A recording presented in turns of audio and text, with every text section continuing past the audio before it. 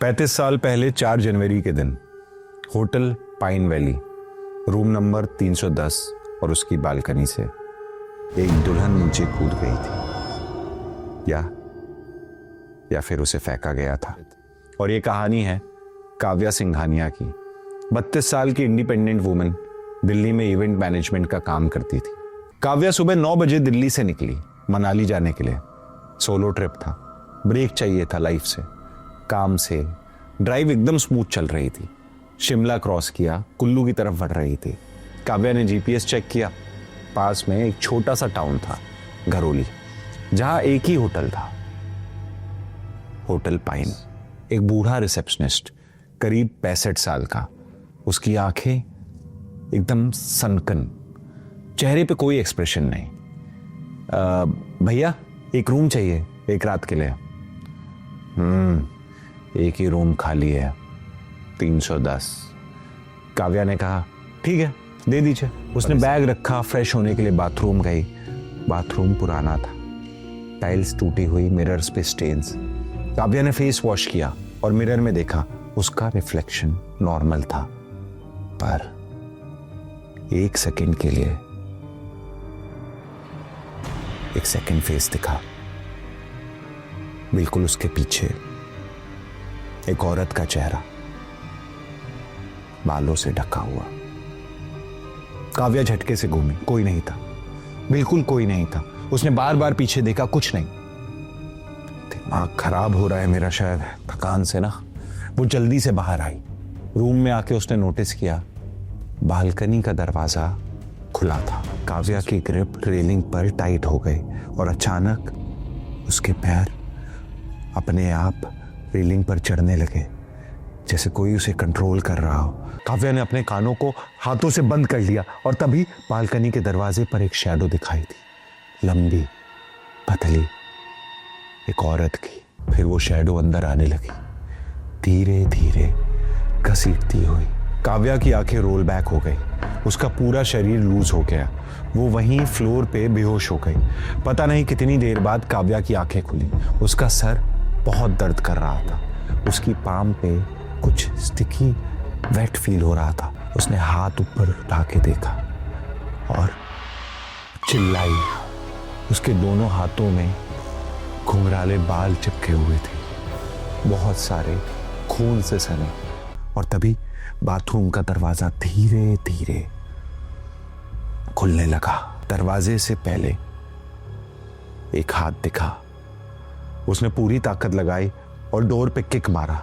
1 बार, 2 बार, 3 बार। Door का lock टूट गया। काव्या तुरंत बाहर भाग गई।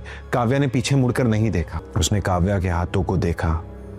उसने रजिस्टर से काव्या का नाम काट दिया और कैश पूरा का पूरा वापस किया। काव्या उस रात घरोली से भाग गई सीधे दिल्ली। पर वो कहानी यहीं नहीं रुकती।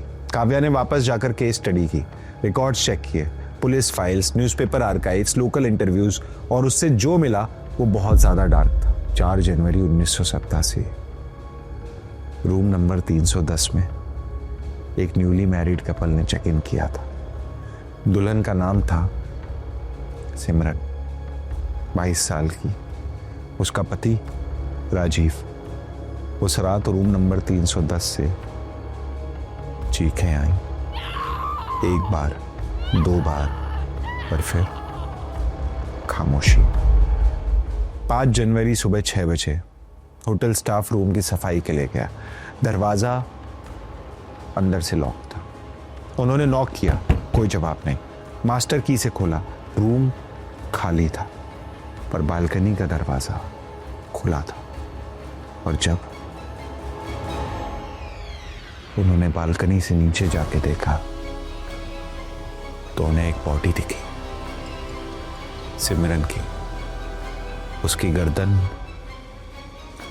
कंप्लीटली टूट गई थी और सबसे ज्यादा डिस्टर्बिंग, उसके दोनों हाथों में घुंघराले बाल पकड़े हुए थे।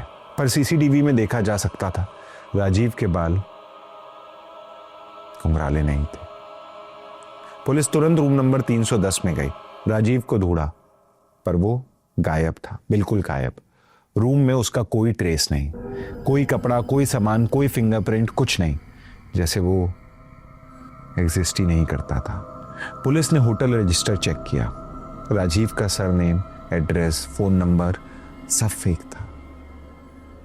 कोई ऐसा इंसान था ही नहीं। और जो बाल सिमरन के हाथों में थे, उनका डीएनए टेस्ट हुआ, रिपोर्ट आई। वो बाल ह्यूमन थे, पर किसी लिविंग पर्सन के नहीं थे।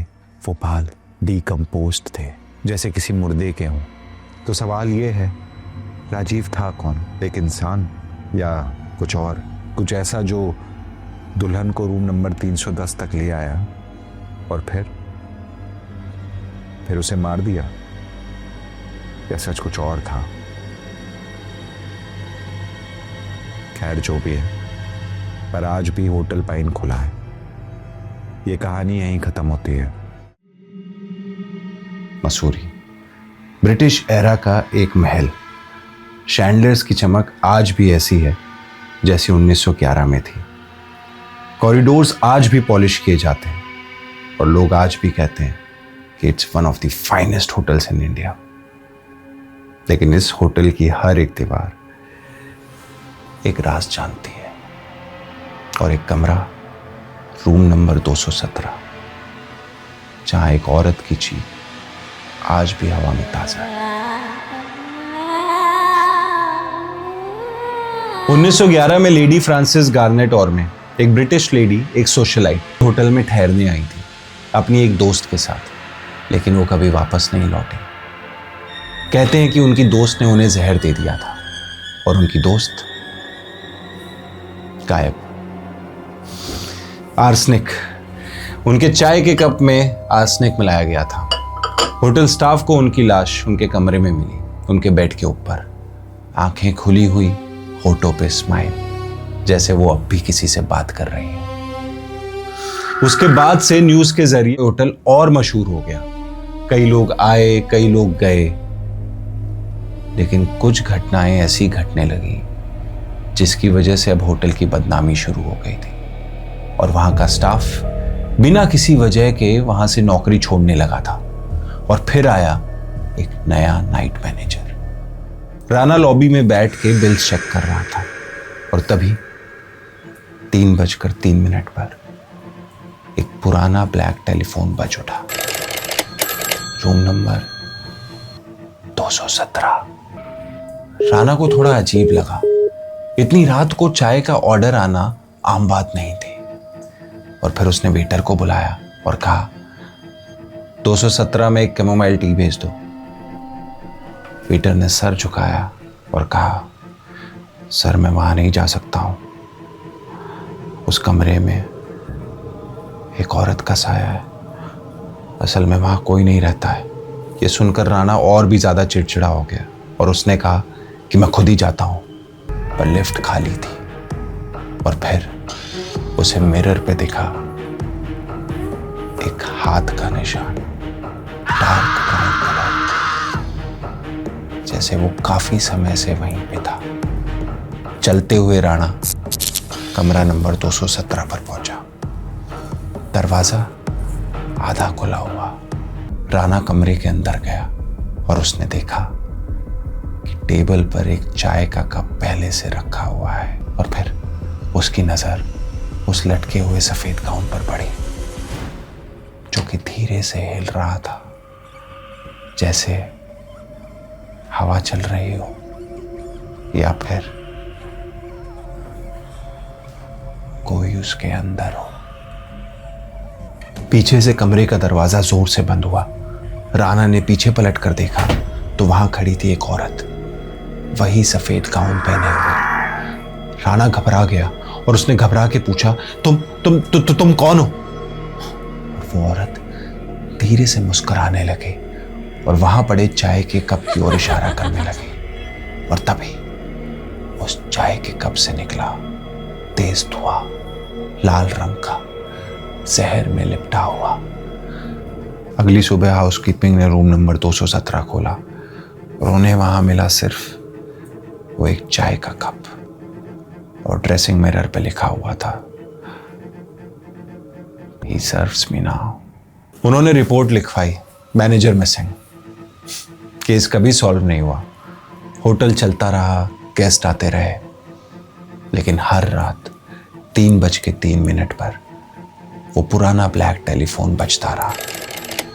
किसी ने कभी कॉल नहीं उठाया। होटल आज भी वही है, मिस्ट के बीच ब्रिटिश ब्रिक्स के अंदर, अपने पुराने मेहमानों के साथ।